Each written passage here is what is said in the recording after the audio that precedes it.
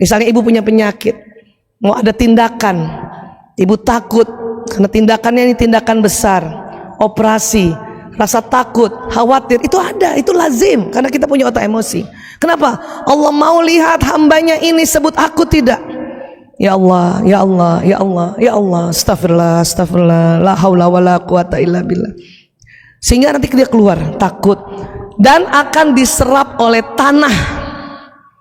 Makanya banyak filosof, banyak seniman sering dalam puisinya mengatakan, aku kuburkan perasaan marahku kepada istriku. Pernah dengar kalimat itu? Karena memang terjadi. Walaupun misalnya ibu sedang berada di lantai 5, tidak usah juga ibu cepat-cepat turun. Kenapa ibu? Saya mau rilis emosi Bu Aisyah. Kenapa? Supaya dia cepat masuk ke tanah. Nggak usah juga Bu, tetap saja ibu di lantai 5. Yang penting ibu astagfirullahalazim, ibu visualisasikan keluar emosi itu masuk ke tanah di lantai ibu. Kenapa? Karena semua ini ada pori-porinya. Lantai 5 pun lantainya ada pori-porinya Bu, dia akan turun juga. Makanya kasihan tuh yang di lantai 4 tuh. Ya Allah, untung gak kelihatan kan? Ya Allah, ini tetangga di atas lagi marah nih. Turun lagi emosi marah. Untung gak kelihatan. Air saja masih kelihatan untuk kita atasi, tapi energi gak kelihatan. Bersyukur. Ya, oke ya. Nah, dan karena ini jadinya bersih kembali, maka harus ada M ketiga. Apa itu? Meminta. Jadi ibu maunya apa? Bu Nesa, setelah tadi Ibu Nesa mengaku, melepaskan, jadi Bu Nesa maunya apa? Di sini kesempatan. Ya Allah, Engkau yang Maha Tahu. Bukan aku yang sengaja menaruh anakku atau menyimpan anakku pada ibuku, karena aku tahu dia juga sudah berumur ya Allah. Tapi sesungguhnya ibuku juga yang tidak mau cucunya diambil. Hah? Gitu ya Bu Nesa ya. Nah, M ketiga di sini nih ngomongnya. Untuk itu ya Allah, saya mohon ya Allah, ya, berikan kekuatan pada ibuku, berikan kebijaksanaan, ya, untuk beliau mau tetap mengurus cucunya. Di situ. Kenapa harus ngomong kayak gitu? Supaya sinyal ini pergi ke ibunda, pergi ke ibunya Bu Nesa. Sehingga kadang-kadang banyak ibu-ibu habis marahin anaknya, habis marahin nyesel. Nah, apa aku marahin ya? Gue juga kan sebetulnya yang minta cucu jangan dibawa, itu gitu. Dan pada saat ada doa yang penuh kebaikan-kebaikan ini, ibu ini yang habis marahin tuh bisa jadi malah dia baik sama cucunya. Sayang sini le. Ngerti Bu? Dan memang kita nggak lihat ini. Bu Hanim juga tadi beli santan dengan 3M tadi. Terus M yang ketiga, Ibu Hanim berdoa, ya Allah, berikan kebijaksanaan pada ibu mertuaku. Setiap dia suruh membeli santan dalam keadaan yang baik-baik, gitu kan. Sehingga besok-besok mertua ibu tetap suruh beli santan tapi ngomongnya asik. Nah, nggak didoain aja lembut, apalagi didoain. Ya, pasti suruh beli santan sama jangan kasih tahu ya, lebihnya buat kamu. Ngerti tentang ini Bu? Inilah teknik rilis, inilah yang bisa disamakan dengan kategori sabar yasbiru, menahan, tidak menekan dan tidak Apa manfaatnya? Oh banyak, nggak bisa saya bilang satu-satu, Masya Allah. Yang pasti adalah baik untuk diri kita, baik untuk sekeliling. Dan ibu jangan salah sinyal ini membawa pikiran perasaan ibu. Ibu duduk di satu majelis, ibu tidak kenal Bu Vera, tapi kok ibu merasa ya Allah ini orang baik banget ya. Walaupun Bu Vera belum ngomong, belum ngapa-ngapain. Karena sinyal ini membawa pikiran perasaan yang senantiasa kita rilis. Banyak keliru. Bu, ngapain ke Hongkong jalan-jalan? Ngerilis me time. Kalau ibu ngomong ngerilis me time dengan muka kayak gitu, itu masih marah. Ya, ibu ngapain di halaman nanam-nanam ngerilis? Itu belum.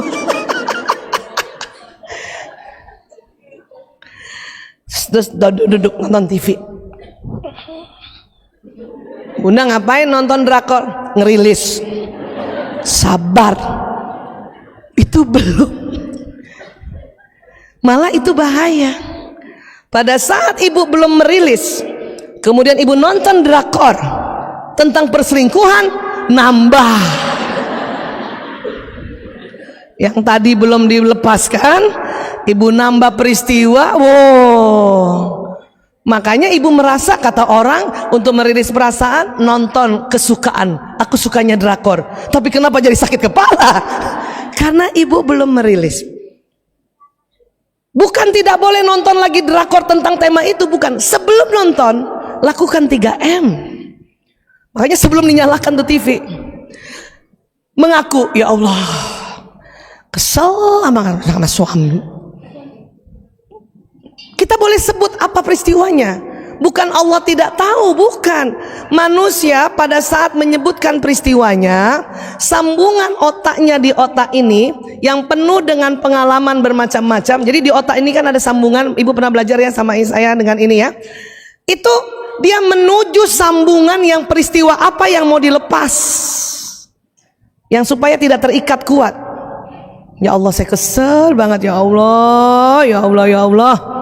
Ya, saya pergi jauh-jauh ke Jepang, WA suami cuman dibaca, nggak dibales, status online. Gitu-gitu aja kita kesel kan, Bu? Itu nggak boleh dianggap nggak apa-apa, nggak, bukan gitu. Memang sudah kita masukkan ilmunya bahwa laki-laki memang cuman 7.000 kata per hari, apalagi malam hari sudah habis bis kuotanya. Itu ilmu. Tetapi emosi ini tetap ada selesai. Harapan-harapan untuk dibalas minimal begini doang, tapi tidak terjadi. Itu ada. Itu harus, ya Allah, mengaku saya kesel, ya Allah, saya WA suamiku ya nggak dibalas padahal status online. Kalau temennya aja. Nah di situ ibu boleh tuh yang begitu-begituan keluarkan di M pertama. Kalau temennya aja, pasti itu. Boleh di situ, Bu, M pertama. Gunakan kesempatan itu, keluarkan kewanitaan ibu semua. Ya. Setelah itu M kedua, ya Allah, angkat marahku, ya Allah. Jadi kalau minta angkat marah, ibu bayangkan level emosi naik ke atas. Ngerti, Bu? Marah di mana? Lihat levelnya, Bu. Di bawah Kalau ibu bilang ya Allah angkat marahku, ibu langsung bayangkan tangga ini, itu lebih percepat. Untuk ke mana? Ke semangat lagi, ke menerima lagi. Ya Allah angkat marahku, ya Allah. Bayangin itu cara membayangkannya. Nggak perlu juga keluar gitu, dia bayangin. Tapi kalau ibu, ya Allah berikan saya kekuatan untuk melepaskan marahku, ya Allah, itu boleh tuh keluar dari mulut. Ngerti caranya? Ya. Dan ibu ingat, karena marah di bawah sombong dan ibu mau kesemangat atau mau menerima, maka ibu pada saat istighfar, astagfirullahaladzim, ibu bayangkan ibu nanti ada perasaan dan pikiran masuk ke sombong. Astagfirullahaladzim, astagfirullahaladzim. Terus tiba-tiba ya istighfar keempat itu ada di benak kita tuh. Kalau aku aja, dia kemana-mana WA langsung aku jawab, astagfirullahaladzim, astagfirullahaladzim. Berarti itu di level sombong. Nggak apa-apa, Bu, itu sudah mulai naik. Tapi ibu tidak boleh berhenti istighfar. Kalau ibu berhenti istighfar, sikap ibu ambil HP, ibu chatting dia dengan marah-marah. Oh gitu ya. Atau ibu voice note, oh gitu ya, gitu ya, gitu ya. Itu lagi ekspresif lagi, belum lagi sabar itu. Jadi karena memang mau menuju tangga berikutnya, kita akan lewati tangga yang ada di atas itu. Saya kalau udah rasa perasaan kayak gitu, tuh kan, kalau saya aja, tuh saya dalam hati udah gembira secara ilmu. Dikit lagi, dikit lagi, dikit lagi, itu secara ilmu. karena tahu bahwa ini tangganya. Istighfar terus, astagfirullahaladzim ya Allah. Terus saya bayangkan dia naik tangga lagi, astagfirullahaladzim. Dan ingat ya, dari sombong ke atas istighfarnya perbanyak. Karena sombong inilah sifat setan yang ada pada diri kita, karena ada di otak emosi, dan juga dengan makhluk halus yang mendekati kita, dasim mendekati kita. Emang gitu suami kamu kan? Coba udah 30 tahun, 3 tahun kamu gitu kan, gitu tuh. Belum tentu suami orang lain. Nah, itu ada bisikan di situ. Makanya ibu kalau ada rasanya bisikannya dari luar, ibu ta'awuz. Auzubillahi minasyaitonirrajim. Auzubillahi. Harus pakai semuanya tuh, mengingat Allah, karena Allah ajarkan kalimat-kalimat kalau ya menghempaskan syaitan pakai ta'awuz. Ya, untuk mengaku pengakuan kita punya salah pakai istighfar.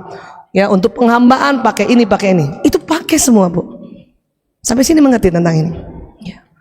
Dan tentu sekali lagi M ketiga, meminta. Jadi maunya apa? Jadi ibu maunya apa? Makanya sebelum berdoa ibu tanya, jadi saya maunya apa ya? Karena ada ilmunya bahwa nggak mungkin malam itu dia balas, karena bisa jadi ketiduran. Karena HP kalau ketiduran tetap juga status online, dan dia laki-laki 7.000 katanya pasti sudah habis kuotanya. Maka minta di M ketiga, ya Allah, saya mohon ya Allah berikan petunjuk pada suamiku ya Allah, insya Allah habis sholat subuh dia balas WA aku. Minta. Dan itu sering banget terjadi, bukan sering, selalu. Habis sholat subuh saya sudah doa, cepat-cepat buka, tarang, apa kata suami saya? OKEY. Itu pun sudah bersyukur karena ada ilmu. Untung tulisan di bawahnya tuh saya tahu banget tuh, kalau masih pagi oke-nya agak panjang, OKEY. Kalau malam O sama K doang. Cuman kalau pagi masih ada kalimat bawahnya, jaga kondisi. Ya Allah. Pak, istri dijawab WA panjang dikit aja udah seneng banget, Pak. Itu saya tuh otomatis tuh ini di HP saya taruh di kalbu saya, yo. Walaupun saya tahu itu copy paste. Karena kemarin pun begitu, kemarinnya juga begitu. Tapi buat saya, pada saat suami saya mahal dia tulis walaupun itu copas, berarti dia ada niatan.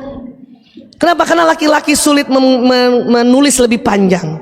Makanya kalau kita suami ulang tahun, ibu-ibu itu beli kartunya kosong, kita yang menulis dear my husband, tulisan kita. Happy Omul Mila, tanda tangan. Bapak-bapak nggak begitu, dia cari kartu yang sudah ada tulisannya, tinggal tanda tangan. Bukan tidak peduli, bukan, tapi memang bawah sadarnya mengatakan cari aja yang ada tulisannya. Kamu ngomongnya cuma sedikit, 7.000 kata, tinggal tanda tangan. Mengerti ini? Nah, itu namanya ilmu.